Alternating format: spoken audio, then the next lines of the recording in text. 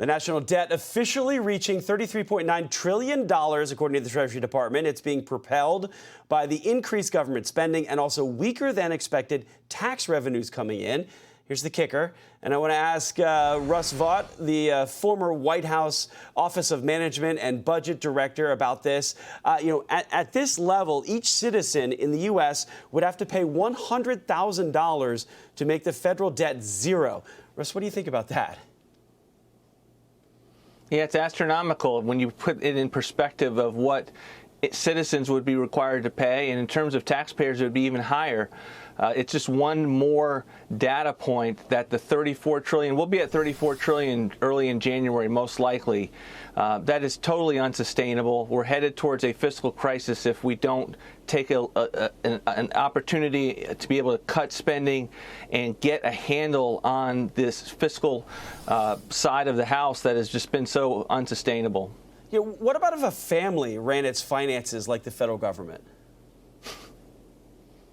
Well, they would be so unprepared for the kind of recklessness that you see by our lawmakers and our policymakers, right? So families, they do everything they can, and of course some of them rely on the credit card too much. But what happens? If they are relying on the credit card too much, they tear it up, and they have to go and make changes to live within their means. But we have a federal government that doesn't operate on any basis of those sound principles, and they just get on and on and on in more debt. And we gave Joe Biden, I say that the House Republicans gave Joe Biden an endless debt ceiling throughout the entirety of his administration.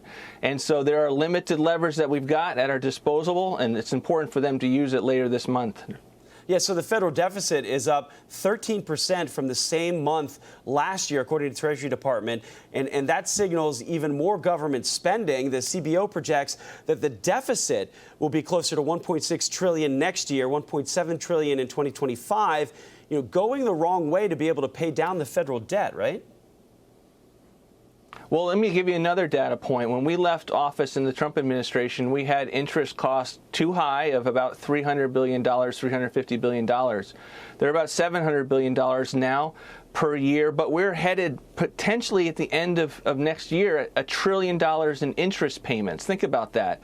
That's higher than what we spend on defense, and it would approach some of the highest costs of the federal government has on an annual basis, and that's just the debt. So you're taking on debt to be able to pay for the new spending that you're doing, and it's just completely unsustainable. How much is debt a drag on the economy?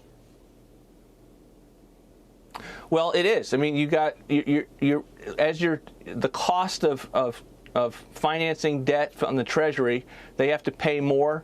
That's going to make those Treasury bills more attractive. And as a result, that's going to be shifting financing away from more productive parts of the economy, where you have businesses that want to be able to find loans and capital, and it's going to have an impact throughout the economy, but it's also, more importantly, going to lead to a financial crisis, and we just can't ever predict when these things happen. They happen at a point, often when you least expect it, and so these storm clouds have to be understood and recognized and dealt with, and that's why it's so important for the policymakers that actually care, the House Republicans, to do something about it in January when they have an opportunity. We have so much of the federal government is on autopilot. Yeah, Russ, a third of it's not on autopilot, and right. Well, I want to get in the last 15 seconds. I want to get this in. It's not just Democrats; it's also Republicans that have been spending. So, how do you change the mindset of lawmakers? 15 seconds. It's a bipartisan problem. Republicans are responsible. They have ignored and not been willing to cut spending, and they have to take the opportunity they have in January to do that. And we'll see what happens. I appreciate it. Yeah, they'll have 8 session days once Congress comes back to D.C. to figure out the federal budget there. Russ Vought, thank you for your help. Happy New Year to you.